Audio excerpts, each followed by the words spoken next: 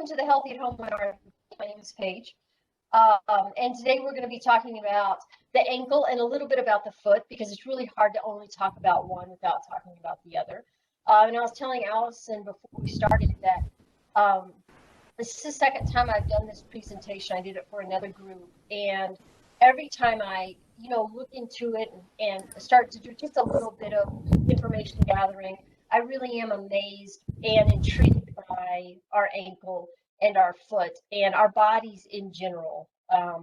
If you want to get really crazy and spend a lot of time looking at this, I do encourage you to go to YouTube and Google ankle. I mean, not Google, search for ankle joint. Nowadays, there are so many really great videos that show 3D versions and visuals of the ankle and what muscles move what, where they attach, where they originate.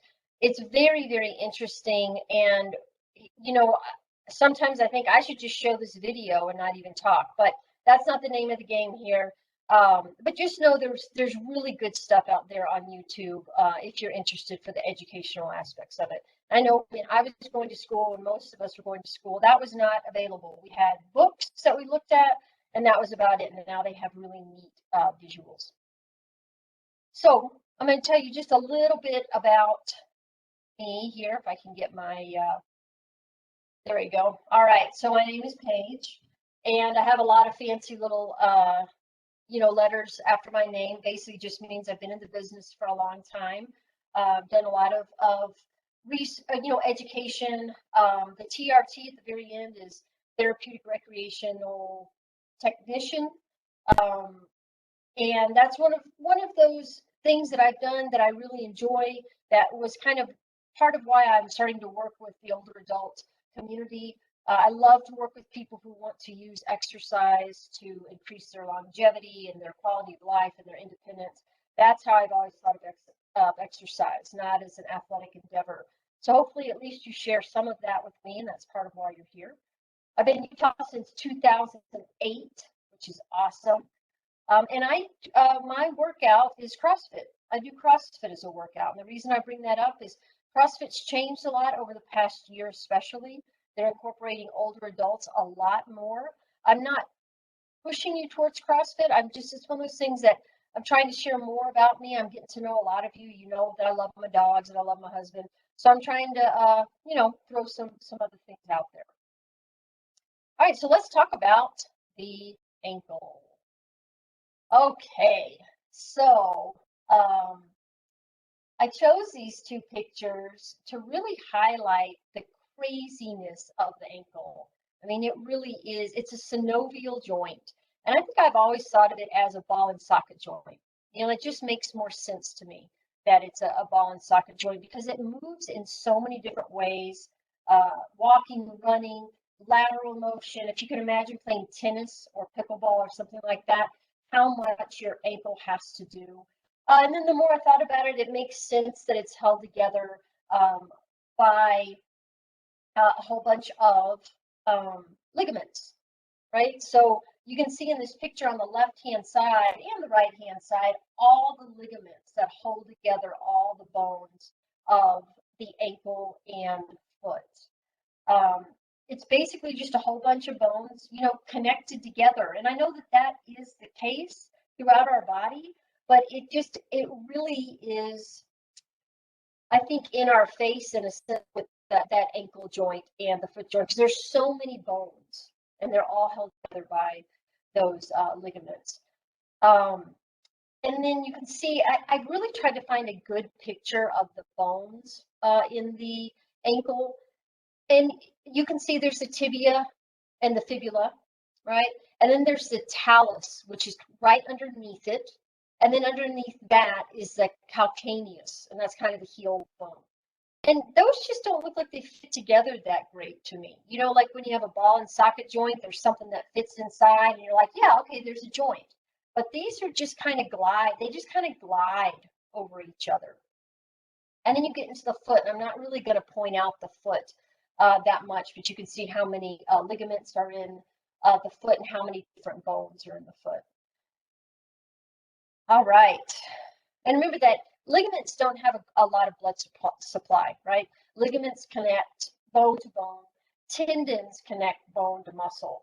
So and none of them have great blood supply, but ligaments especially just don't have the good blood supply, and that's part of the reason that when we sprain our ankle, usually our ligaments are the ones that are affected, and that's why it takes so long to heal a sprained ankle, is because you're really having to heal these ligaments as opposed to muscle. Muscle's hard to heal too, but easier than ligaments. All right. I also wanted to just point out, I'm not spending a lot of time on anatomy because it's not really a strong suit of mine, but I like to just point out all the different muscles. You know, you can see all the different muscles of the lower leg and how many go from the lower leg up to the knee. So that right there tells you that the ankle affects the knee. There's no way around it because muscles attach above or below the knee and then attach into the ankle or the foot. So our feet definitely affect our knee. And then, of course, our knees are affected by our hips. So our poor knees are subject to what's going on at our hips and also what's going on at our ankles. So for those of you who have knees that hurt, it's not always that your knee is the area that needs strengthening. A lot of times we need to pay attention to our ankles and we need to pay attention to our hips. A lot of times I will talk about how if your knees are having issue, you need to look up. You need to look, up the body to the hips. But I fail to recognize how much the ankle is involved. So on this left-hand side, it's just kind of showing you all the different muscles, that come down the front and the side of the knee that connect, the side of the leg that connect below the knee and go into the ankle and foot. And if you notice, some of those turn into the tendons that attach to our toes. Right? So we have these really long tendons that attach to the top part of our toes and go up, and then the end of that muscle attaches way up at below the kneecap. So those are all the ones that kind of lift your toes, move your toes around. And then if you look at the right hand picture, I wanted to point out the tibialis anterior. We're going to talk about that a little bit more as we get into the discussion here, and how that basically attaches to the ball of the foot, and that tibialis anterior muscle runs up along kind of it's going to be lateral. It's going to be right on top of the shin bone, kind of lateral to that ridge that runs along your calf, so on the outside of that.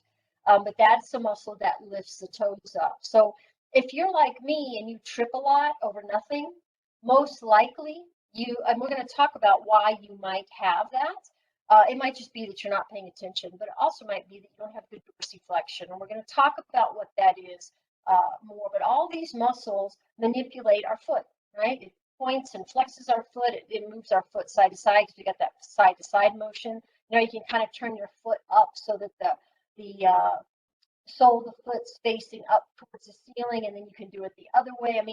We definitely have a lot of motion within our ankle joint, especially for it being that synovial joint. So again, just kind of noticing all those long tendons and how they attach. It's pretty amazing. All right, so let's talk about ankle mobility. And I have a picture here of the gait cycle.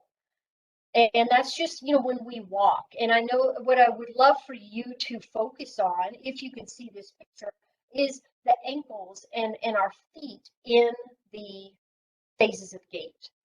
So we have that first phase of gait, which is called the heel strike, and that's where that foot goes out in front of us. And usually you're in a flexed position, right? You're flexed at your ankle.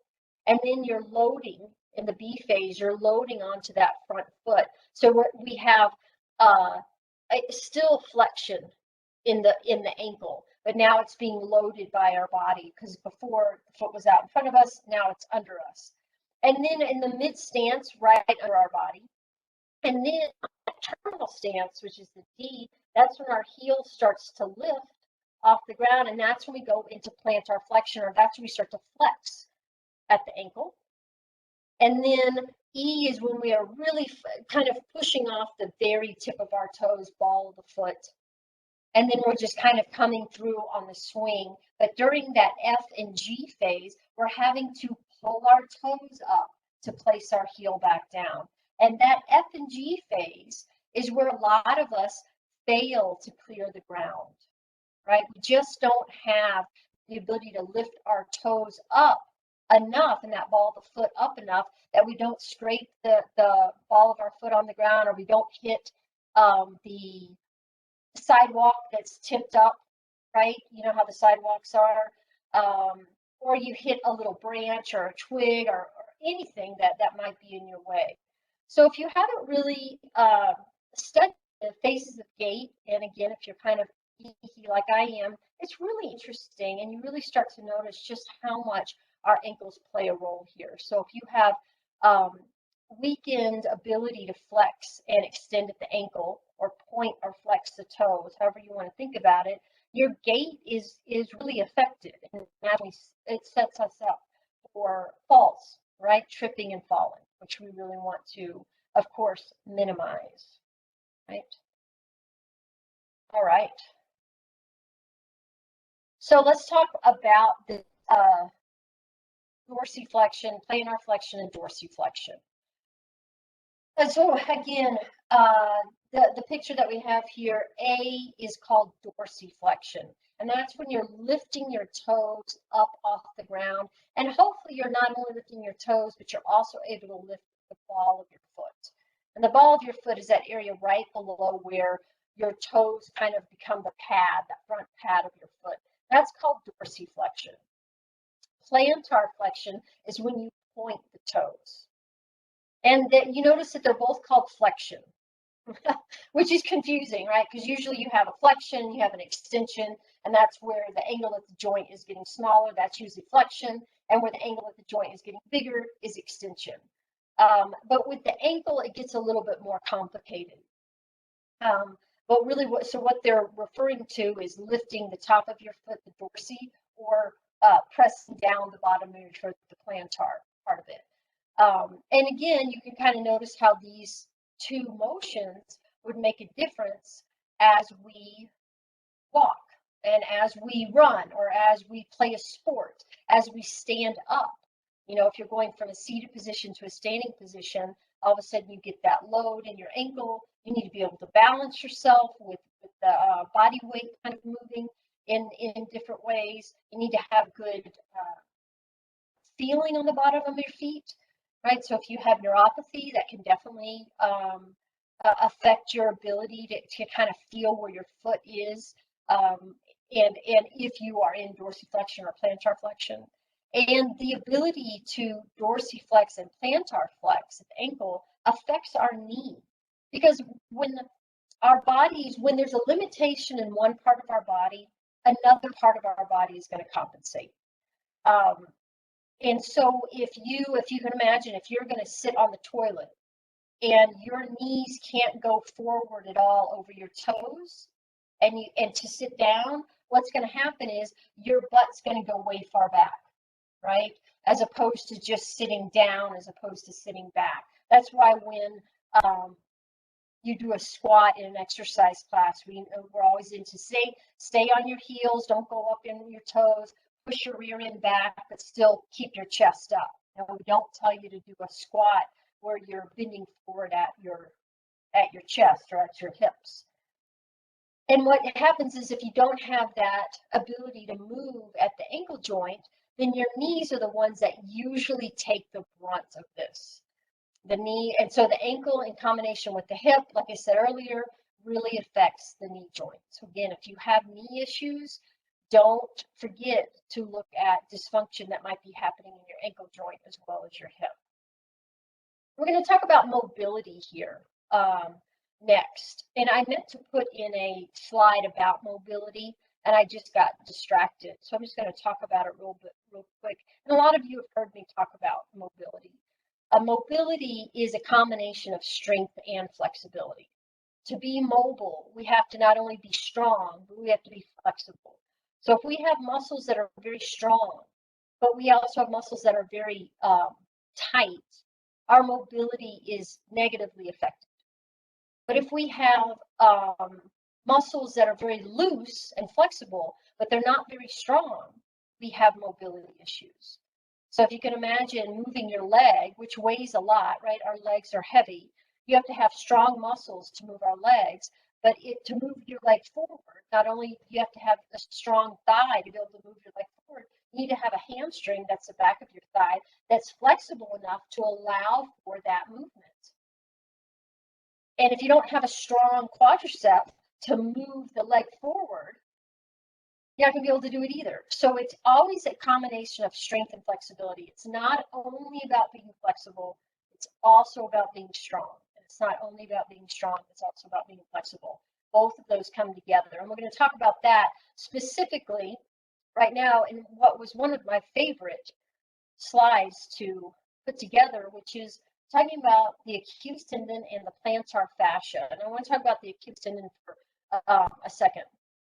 Achilles tendon is the one that runs from the kind of the top of or the outside of this calcaneus or the heel bone, and it runs along the back of your lower leg, and it becomes not only your soleus muscle, which is the muscle that's more that's deeper up against the leg bone there, and it also is the tendon that becomes the gastrocnemius, which is the big bulby muscle that's on the back of our leg.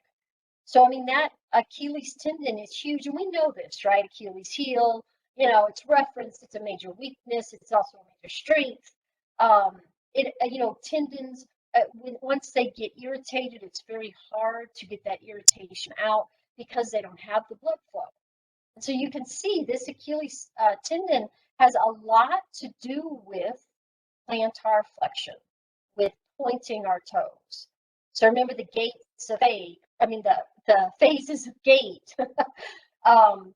If your Achilles tendon is super tight or not, or if your calf muscles aren't strong, that's going to majorly affect your ability to point and flex at your foot, which is going to affect your ability to walk, right? And move in a way that is efficient.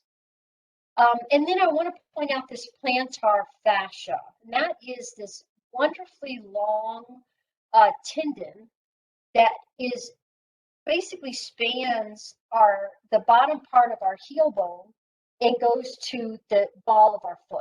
And you kind of see it on this picture. I know it's not the clearest picture because I made it bigger. But I'm sure there's someone on this call who's had plantar fasciitis, right? And it's very painful. And it's hard to get rid of.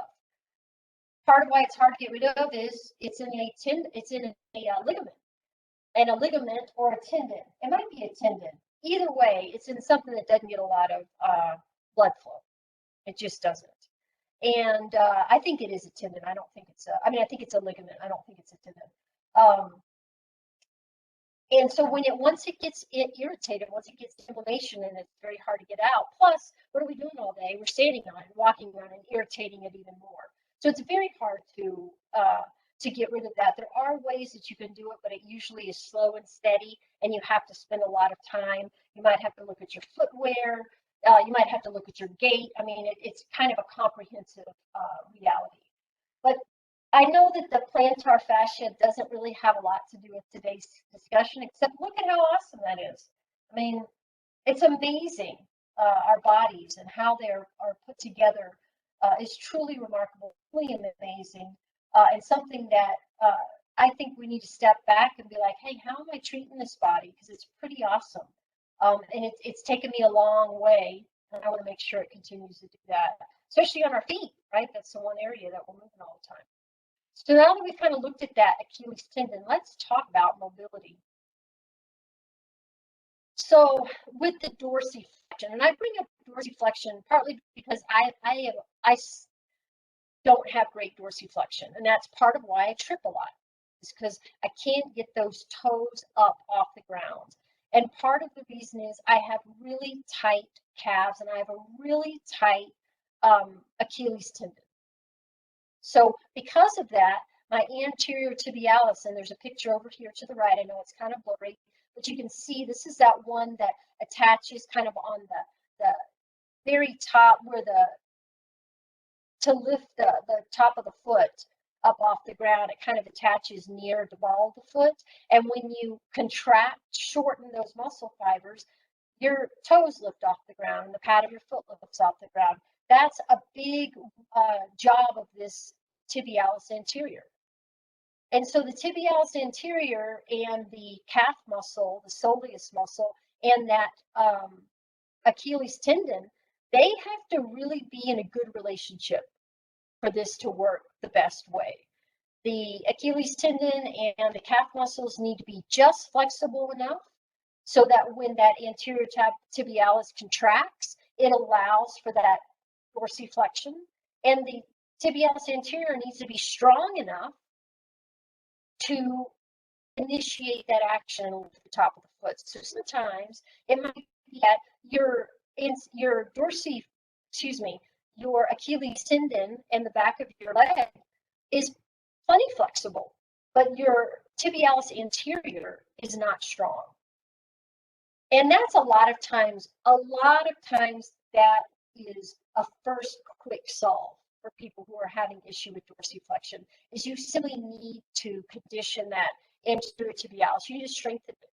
And we don't really think about strengthening our lower leg, right? What exercise class do you go to where they specifically do dorsiflexion?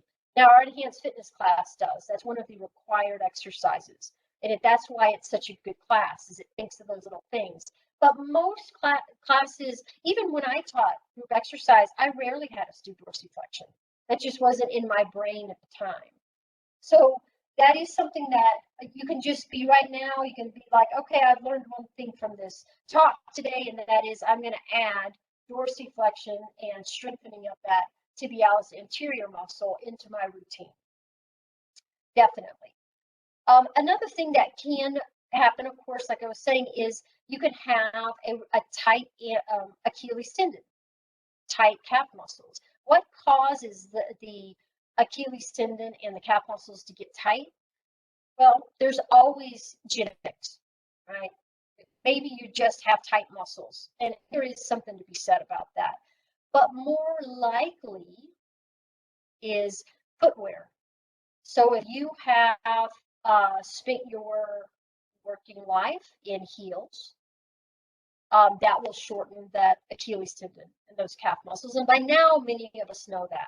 But in the 70s and 80s, they weren't talking about that. That wasn't something that you heard about, right? It wasn't really wasn't maybe even the late 90s when they started talking about, hey, those high heels are messing you up. You need to rethink them.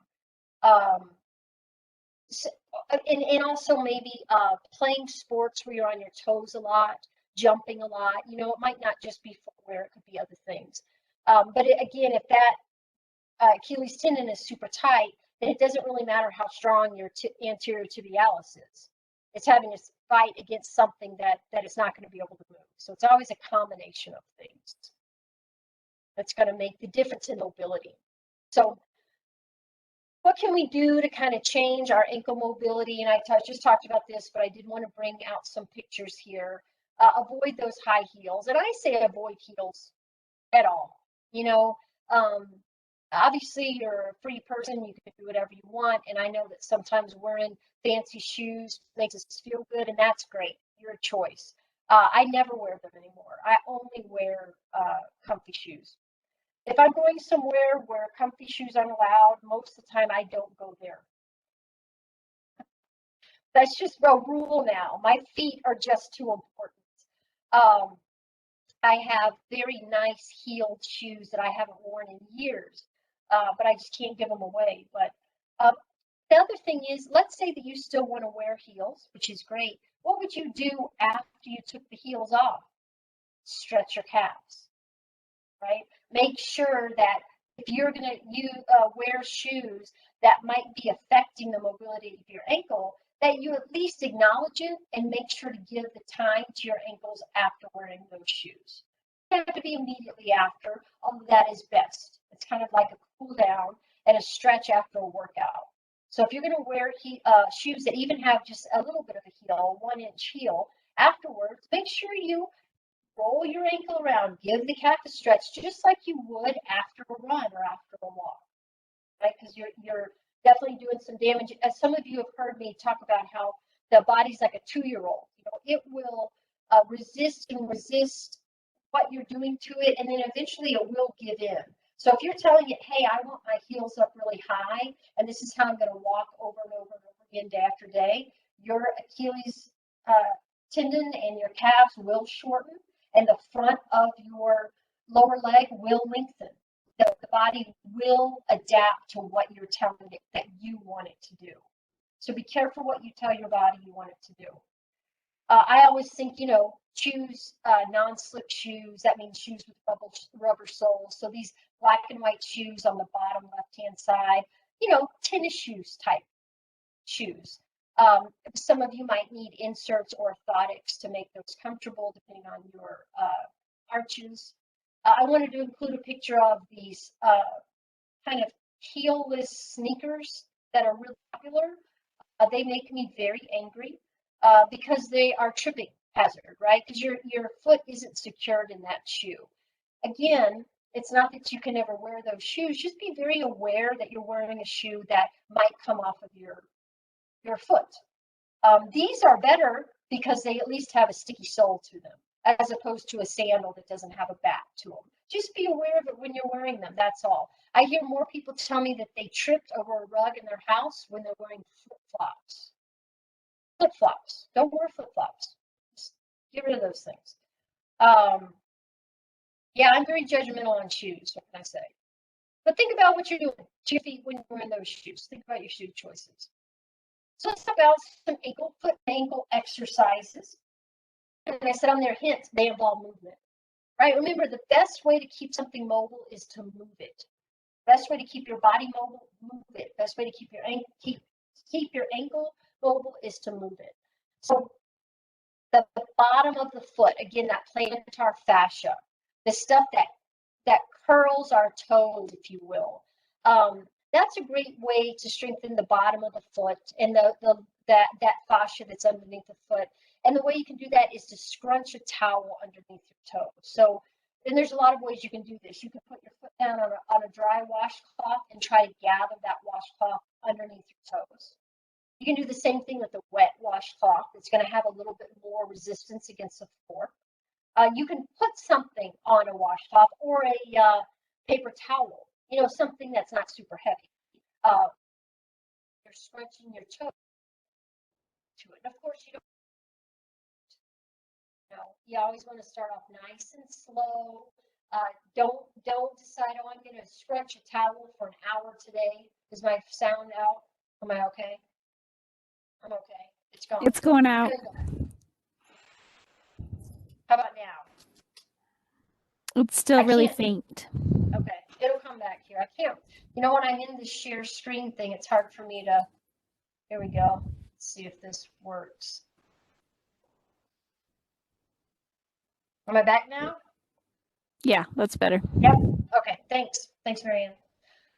Don't decide I'm going to go do that scrunch, get the towel, and do an hour's worth of it today because you're going to pay for it tomorrow, right? It's like any exercise. Start off really small and then slowly progress. And then ankle exercises, mainly move your ankles around. And we don't have any excuse for not doing this except we forget about it because we sit. All of us sit. It doesn't mean we're lazy. It doesn't mean we're not doing anything. It's just a function of life. But while we're sitting, we want to make sure that we move our ankles. And so drawing the ABCs. So taking your right toes and drawing the ABCs all the way A to Z. And you can draw them in capital. You can draw them in small. I don't care. But go through A through Z and do the same thing on the left foot. And that way you get all sorts of different angles going at your foot. We can always circle our ankles and we can point and flex our ankles. All of those are legit exercises. But remember, all those are doing are just keeping the movement of the ankle, which is good. It's a great thing to do. I encourage you to do that on your free time. I would never have you only do ankle circles. I wouldn't call that a workout, but I would call ankle circles a necessity. Something that we need to do to keep our ankles healthy and mobile. So, you know, once a day, say to yourself, okay, I'm going to draw the ABCs with my right foot, ABCs with my left foot. Do that, you know, every day for the rest of your life, and you should have better ankle flexibility. It doesn't take a ton on that. We also have where you go up onto your toes, right? Heel raises, calf raises. Those are ones that you see more in exercise classes, right? Standing on the ground, sitting on your chair, lifting your heels up. That's going to contract and release your gastrocnemius and soleus muscle. Those are your calf muscles. You can do that with just your body weight. You can do it with holding weights. And that's going to be a little bit more robust exercise. But so all we're doing with that, though, is working the back of our leg. We also want to do dorsiflexion. So as we sit, we want to actually lift our toes up off the ground, right? Lifting those toes up off the ground. How can you do that with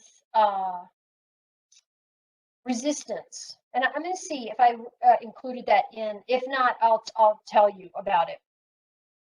There is a way, and I think I did a picture, and now that I say that, maybe I did it. Either way, moving on. The other thing you can do is practice balance, right? And this is another thing that there's a lot of different ways to think about balance and exercise. Some programs really feel that you must practice balance it as its own thing. You know, you have to do balance exercises. And I don't disagree with that. But there are rules there are schools of thought that say you don't have to practice balance if you're moving your body. If you're moving your body, you're already practicing balance. And I agree with that too. But for many of us, I think practicing balance is prudent. It does make sense. And so these are also, it's kind of like drawing the ABCs with your ankle. Most of us have the time to do these. We just don't think of it. We forget to do them. While you're making dinner, swaying side to side, swaying forward and back, movement at the ankles. That's what ankle sways are. Standing up, sitting down. That loads that ankle joint and unloads it as you sit down. There's flexion and extension at that ankle joint. Single leg balance, as depicted in this picture. This person standing with their hand on the back of a chair, lifting one leg up, eventually, hopefully, letting go of that chair and just standing on that one leg. If you're not great at standing on one leg, then stand in a narrow stance and try balancing with your feet close together.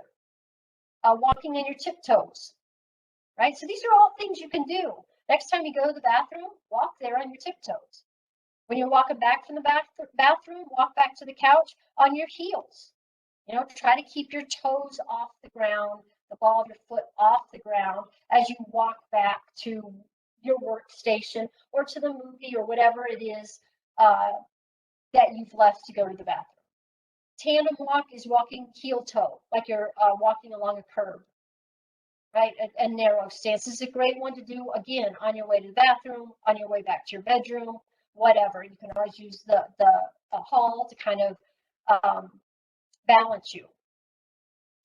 And that tandem can be a walk or a stance. You can just stand with one foot in front of the other, or you can walk one foot in front of the other. And then let us not forget lateral motion, side to side stepping. Most of us, unless we're playing a sport or we're dancing, we don't do lateral motions. Our lives become very forward and back. And so doing some side motions, I know it seems silly, but one of these times you're going down your hall, walk sideways, you know, sidestep it. Or you can exercise stuff. Paige, you're going out again. Okay.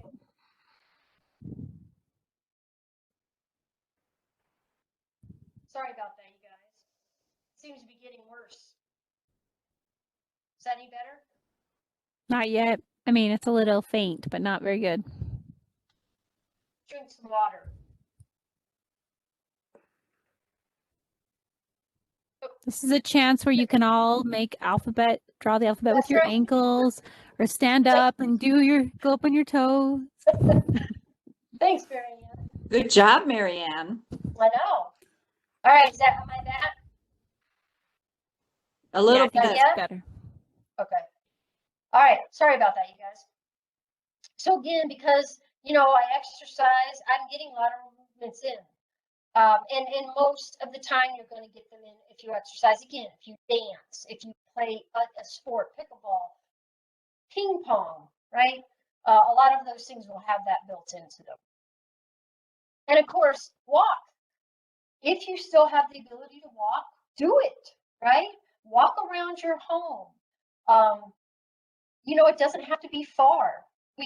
Most of us walk from our couch to our bathroom, or our couch to our bedroom, or our bedroom to our living room, or our living room to our kitchen. Think of how often you have the opportunity to walk around your house. You have a lot of opportunity to maximize that. And then if you don't want to go out for an actual walk, you can walk around your house. You can walk in your house for 30 minutes. No one says you have to go outside to do it. So, you know, build up your walking. 5 minutes, 10 minutes, 15 minutes. Maybe you start with 1 minute, but exercise that. Use it or lose it. If we want to maintain our ability to walk, we need to do it. If you need to use a cane, use it. If you need to use a walker, take it with you. There's no shame in that. It doesn't mean that you're cheating. You're still walking, as long as you feel safe. So walking is super great as long as you feel safe. And of course, if it's something that you can do, you want to keep doing it. And then lastly, and then I'll talk about that dorsiflexion thing. I don't want to forget about that. I want us to remember the importance of a warm up, a cool down, and a stretch, and how important it is to remember our ankles when we're doing this. So apply this to a night out where you've worn heels. Those of you who wear heels, and heels can apply to men or women, doesn't matter what your fashion sense is. 1 inch heel is the same as a 5-inch heel. You still need to take that shoe off and make sure that you stretch that Achilles tendon by pressing your heel down. I'll show you a picture in the next slide.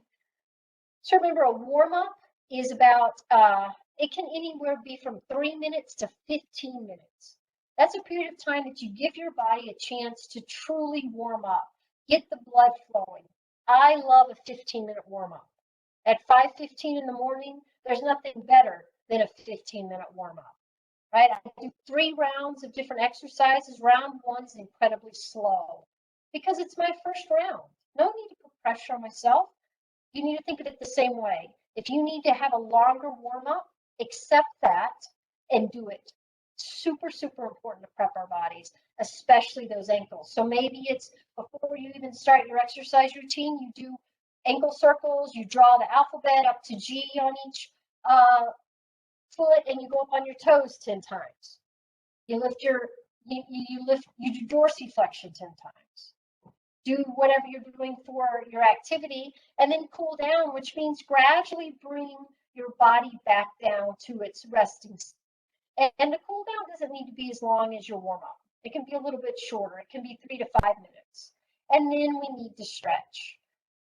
Here's the hard news. As we get older, we have to hold our stretches longer to make a difference. In general, you want to hold your stretches at least 20 seconds. And there's nothing wrong with holding it all the way up to a minute.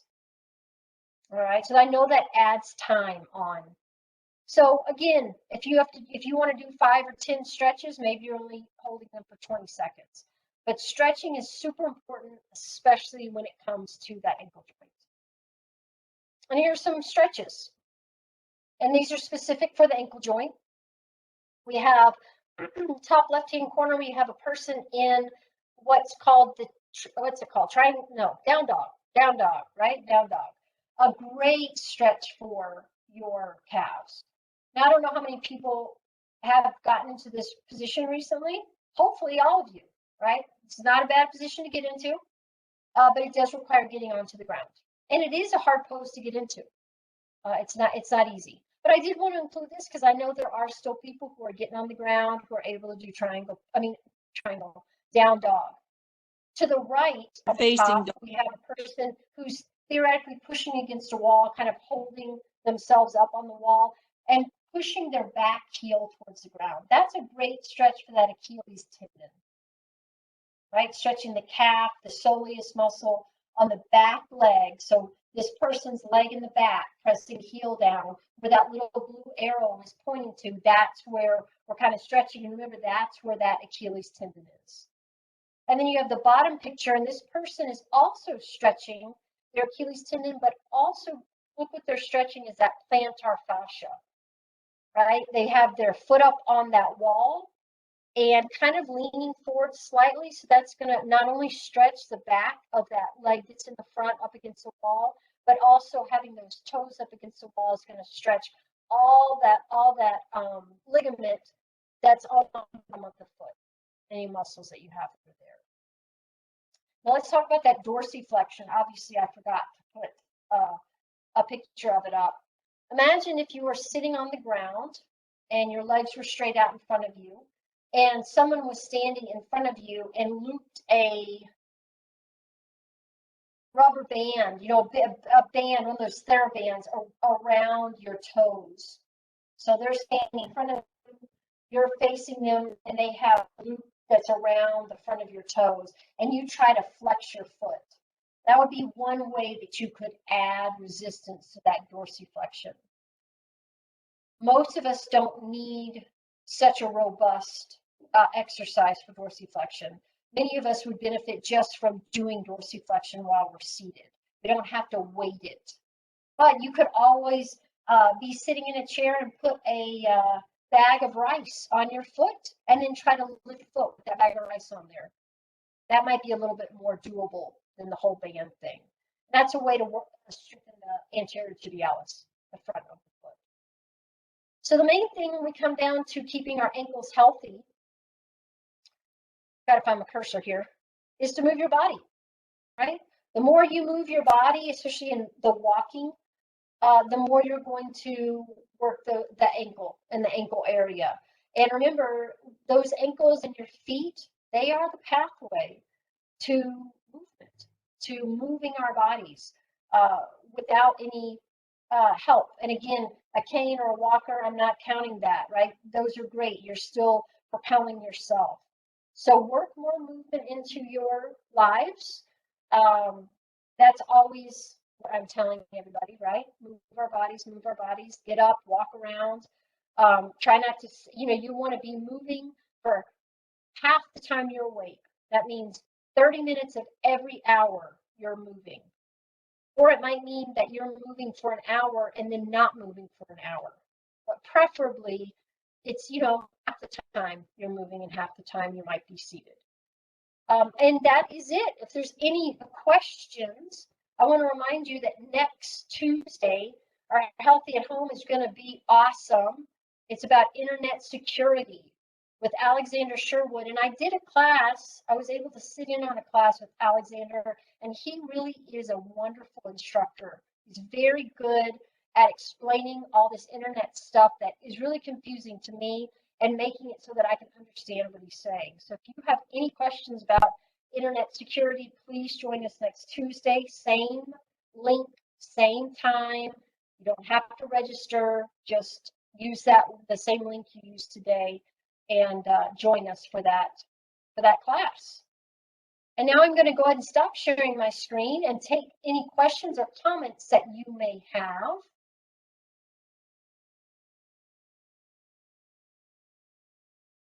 Paige, can I share my screen for a second? If I don't know, Julia. What are you going to share with us? I have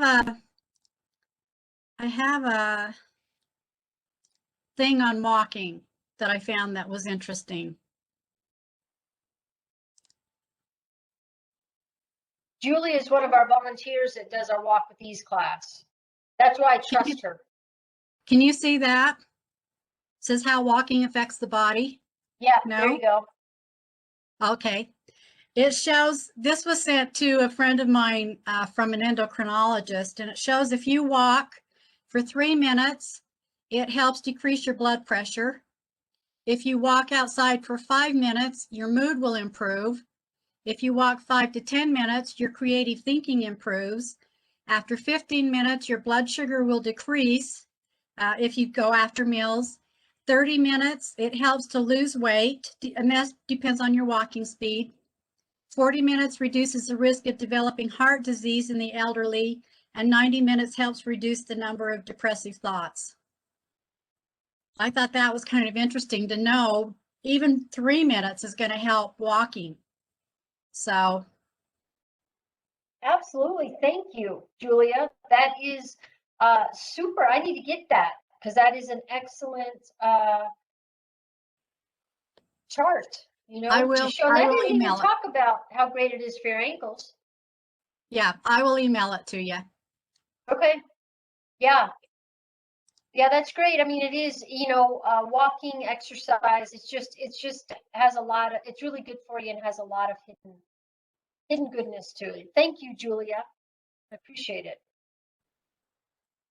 Any other comments or questions about the ankle or anything that, yes, Joan, you're unmuted? I'm unmuted, yes. I just wanted to share that I watch a lot of TV, and whenever a commercial comes on, I really feel guilty if I don't get up and walk. And it started, my husband started doing that, and now I can't sit through a commercial. I have to get up and walk, or I feel really guilty. So that's another way I'm building in walking. I don't think it's a half an hour for that hour, but it's something. Hi. Yes, absolutely. Yes, that's very good. And I do think that a lot of times commercials is a time that we can get up, move our bodies around, or do the ankle, you know, drawing something. It'd be great to do it without feeling guilty, right? Not having guilt be our motivation, but it is always nice to use that downtime. Absolutely. Sit to stands. Let's say that you really don't want to walk around. Stand up, sit down, and maybe you just say, hey, I'm going to do 10 of these on this commercial break. Next commercial break, I'll get up and walk around. But I love that. Yeah, it's a that space in our lives that we can fill with movement. Yeah. Yeah, And yeah. really, I mean, if the average commercial break's what, a minute and a half maybe, and we do that 10 times a day, which is really easy, we've just added quite a bit of movement to our lives. Yeah. Anyway, Yeah. it's a good one for me. Yeah, it is. That's a great one. It's a great one. Any other thoughts or comments out there? Question. Yes. Will stretching the plantar fascia help with fallen arches? I don't know the answer to that.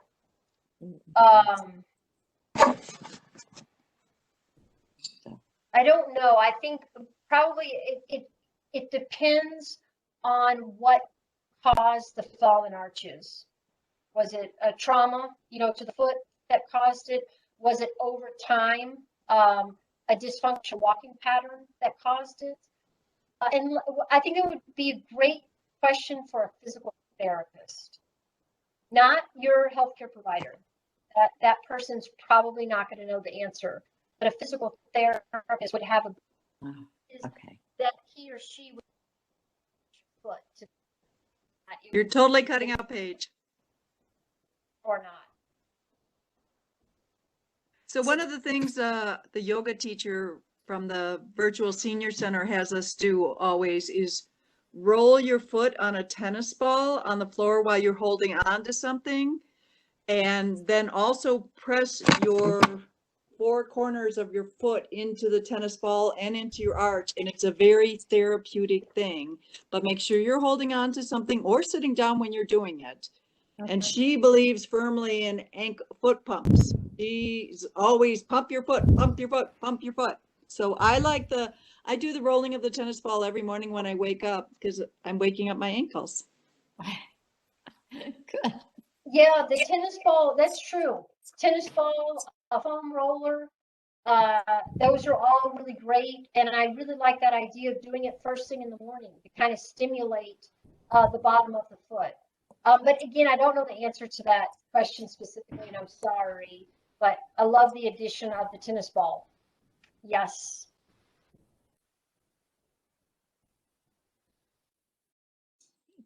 Any other questions? It was really great. Thank you.